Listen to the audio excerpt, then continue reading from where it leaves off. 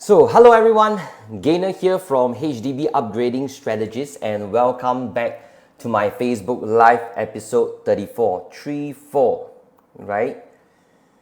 And so what am I going to discuss about today, right? Actually today I think this topic is really very interesting. Why? Because I think I met a lot of different clients, and a lot of clients always tell me this thing, right? Gainer, if I sell my property at a high price, right, I will also need to buy my property at a high price as well. So what is the point really? Because I see no point, because whatever profits that I'm going to earn, I'm also going to buy another property at a high price, and all the profits I earn will also be going there, right? At the end of the day, it will be quite risky, because if today I'm going to buy, if today I own a HDB flat, right, and I want to upgrade to a private, and if the property market goes up really very high, and at the end of the day, I think in the private property market, if I buy at a very high price, it will be more risky, right? So at the end of the day, what is the point, right? So whether if this is true or not true. And in fact, I actually did a poll. If you guys can see, I think if you probably look at, if I'm not wrong, under portrait mode, you will see something right at below. There's this blue bar or purple bar somewhere. And probably you can let me think, you can probably give me your, what you feel, whether is it yes, if you think so, or no. Probably if you think that you are actually fine, if you sell high, you can also buy high, and you're not afraid that your profits will not go down to the drain, right? You can probably participate in the poll, and I can also hear as well. I can see the poll as well. And in the meantime, while waiting for the rest, can I probably, because this is a Facebook Live, probably you can give me some likes. Give me some comments whether you can hear me loud and clear as well before I proceed, right? Probably can let me know. Okay, good. You guys can hear me loud and clear, right? Because I'm looking at the comments before I actually proceed. And by the way, I also have done a poll for those people coming in. If you can also participate, and maybe I can also see whether, my viewers currently, if you guys feel that actually selling high, buying high is, you feel that, and it's true, right? Then probably, you put a yes. Else, probably you can also tell me whether it's no, right? Okay, so with that, without further ado, okay, good. I've seen some of you guys already say yes, loud and clear. Okay, good. With that, I shall proceed. Now, okay, so let's probably, let's look at this scenario. So currently, let's us probably just, probably just consider that currently you have a property, right? Maybe just a HDB flat, and you already have some profits in it, right? You already have some profits in it. And the thing is that you want to upgrade to a private property. You want to upgrade to a private property, right? And the thing is that if based on the market, let's say you are at a very high market and you want to buy a private property market, so you buy high, and the thing is that there will be a fear. So what is really the fear? The fear is actually at the profits. The profits will be going down, because why? A lot of people, they probably have, their HDB flat, they already have some paper profits. And the thing is that if they sell, even if they sell at the high market, they have a fear in it, because they're going to buy high for a private property. And the fear is all these profits that they have, they will actually go to the private property that they invest, right? And then afraid that these profits will go down because they are buying at a very high market, right? In fact, a lot of clients of mine also, they doesn't want to touch their own current savings that they have, and they just want to utilize whatever cash proceeds that they have in their current property and pump all the profits into here, right? And the thing is that what we are trying to visit today is whether you have a current property which is a HDB flat, whether are you still able to buy a private property even if the market might be high, and still have this gain. Rather than looking at the profits going down, we are looking at whether there are still gains in here for the second profit. For the second property. And I think this is important because we are really going to see in this particular session, in this particular episode today, right? So first, the next slide, this is actually the private property price index, right? We will probably look at this side, we won't be looking at here. So we will be looking at two peaks, right? The first peak we are talking about is here, which is this, 2008, right? 2008. And the next peak we will be looking is 2013, right? 2013. Now the question I want to pose to you guys is that, given at these two current scenario, if we can turn time back again in 2008 and 2013, right?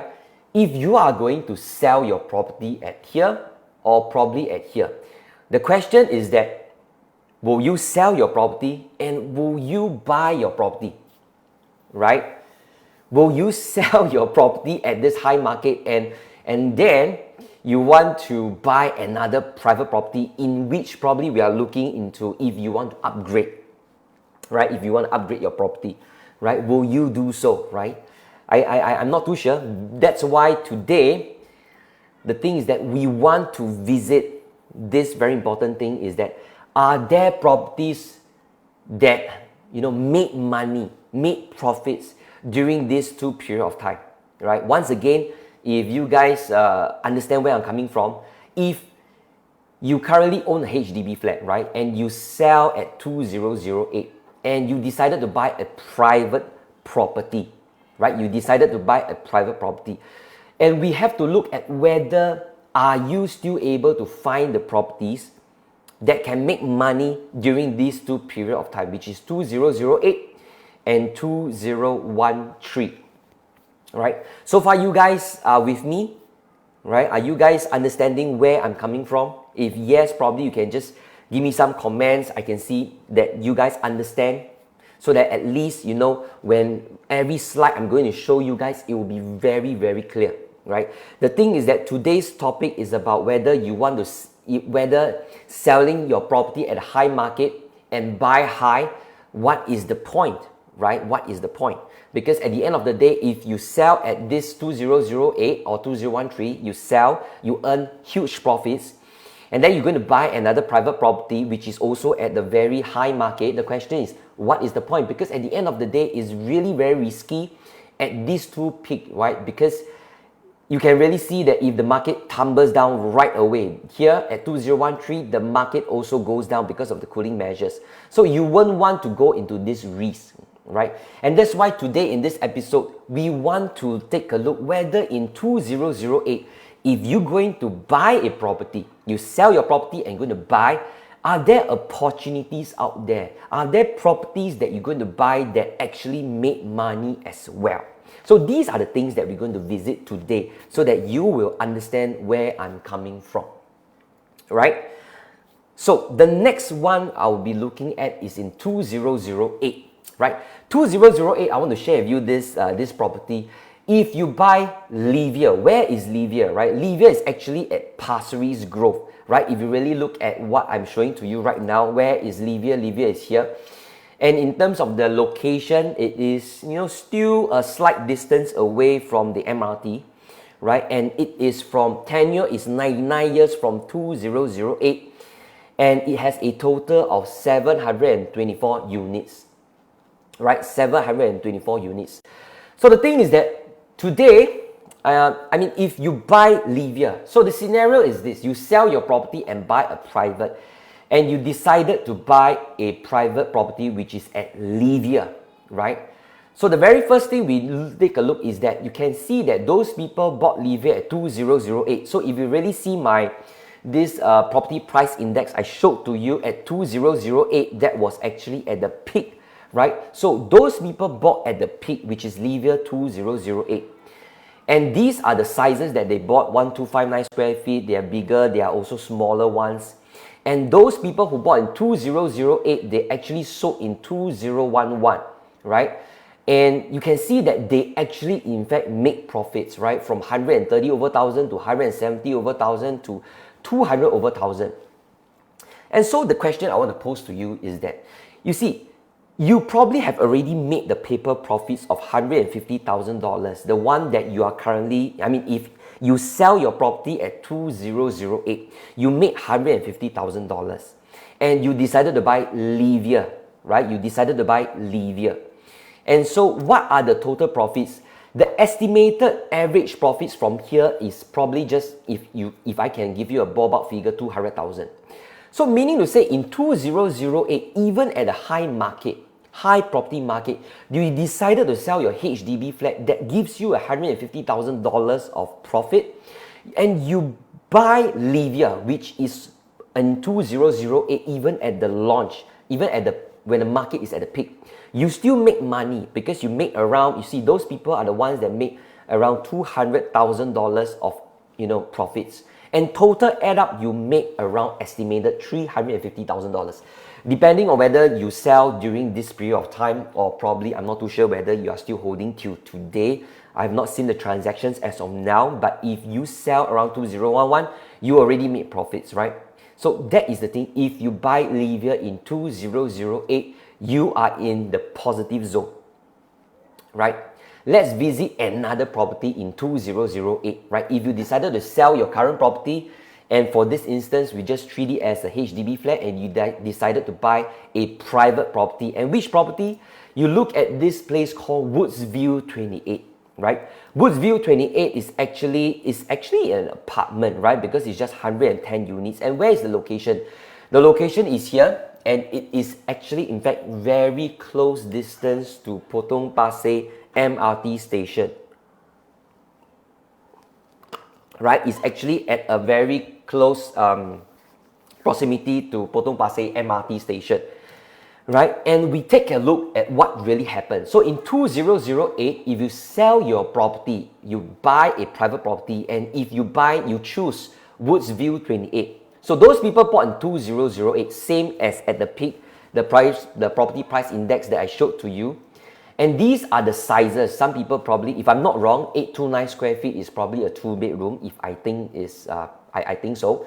And those are the bigger units, right? And they decided to sell in 2018, 2016, 13, all these are the different timings. And they actually make profits, right? 300, 200 over 1,000. There is one even make 500 over 1,000. Right, from 200 over 1,000 to even 500,000. And the thing is that we need to take note that if you buy if you sell your HDB at $150,000 of profit, and you bought Woodsview in 2008, right, you probably will have the extra profits of $250,000, and that makes a total of 400 over $1,000 in profits if you decided to sell your HDB or your private property in 2008 and put the funds into Woodsview 28, even if the property price market, market during then is also at the peak, you still make money, right? That is in the scenario of 2008, right? If you guys understand where I'm coming from, probably you can just give me some comments that you guys are on the right track. You understand where I'm coming from, right? And this is the scenario in 2008, right? Or probably can give me some thumbs up or some, smiley face, stuff like that. Right? So the next thing is that we are going to visit the scenario in 2013, right? So in 2013, if you decided to sell your property, because 2013, if I can remind you guys, is the same as the peak, right? Also, property market went all the way up to 2013, right? And then you decided, hey, I want to sell my HDB or my private property because I made some money. And then after that, I want to look into investing the funds that I have into a private property, and you bump into this project called Skyview. And if you decided to buy Skyview, right? So where is Skyview? Skyview is actually at Bishan, right? It is actually very near, right, to Bishan MRT station, and it's actually 694 units, right? So let's take a look at the performance of Skyview, right? So you take a look that the buyers actually bought in 2013, October 2013. And you can take a look that they actually bought a one bedder, or probably I think this is maybe 2 bed, 1 toilet, or this is a 3 bedroom, right? And the owners bought in 2013, decided to sell in 2018 or probably 2019. And just take a look at what are the profits they make, right? You can take a look that from 200 over thousand to 300 over $1,000, right? Meaning to say, if I can recap, if you decided to sell your property or your HDB flat and make a profit of $150,000 of profits, right? And you decided to decide you buy Skyview and you sell, you made actually an estimated profits of $250,000 of profits, right? You guys understand where I'm coming from, right? You guys, if you guys understand, I think this is, because actually for this is coming to the way, because like this topic, this Facebook Live topic, I'm talking about if you sell your property at a high price, you're going to buy your property at a high price as well. And that is a concern, because you'll be very concerned whether that property that you buy at a high price, are you able to make money, right? And that's why I showed to you this example, even in Skyview, and even if you bought in 2013, you also make profits, right? So the next property that we are going to visit is this at Sengkang, right? So in 2013, again, if you decided to sell your property and you buy this property called La Fiesta, right? You can take a look. La Fiesta is actually at Sengkang. And actually in Sengkang, this is just right beside the MRT station as well, very close proximity. And the total number of units is 810 units, right? 810 units. And let's take a look at the performance of this La Fiesta, right? So in 2013, you sell your property and you buy La Fiesta. The people who bought, as you can see, is also in 2013. Some probably bought a little bit later, right? And these are all the sizes that they bought, right? If I'm not wrong, 990 square feet maybe is a 3-bedroom compact, and probably 1001 square feet is probably a 3-bedroom plus. Yeah, if I'm not wrong, right? I didn't really check through.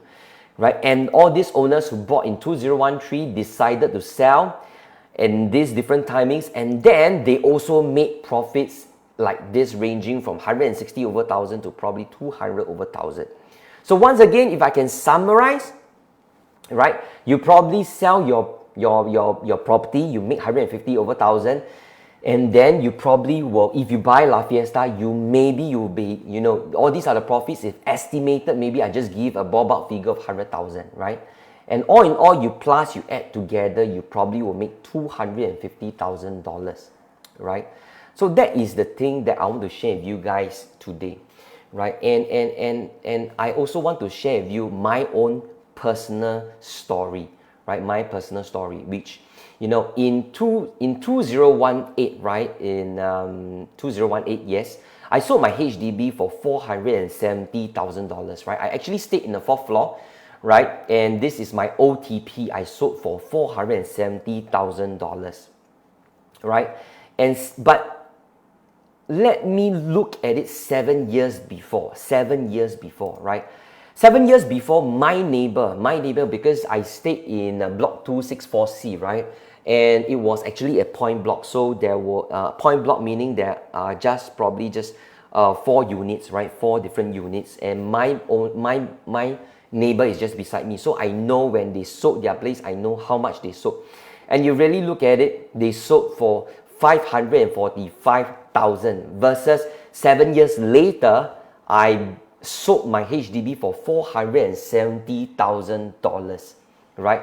And actually, I lost $75,000 just because I waited for 7 years, right? I can repeat again, right? In 2018, I sold my HDB at $470,000, but 7 years before, right, my neighbor just directly beside me sold his HDB on a market that was going upwards, right? Because previously we were talking about 2013 when the market was at a peak, and at 2011 the market is going upwards, and my neighbor sold at this price $545,000, and I sold it in 2018 and I lost around $75,000. I could have sold 7 years before, right?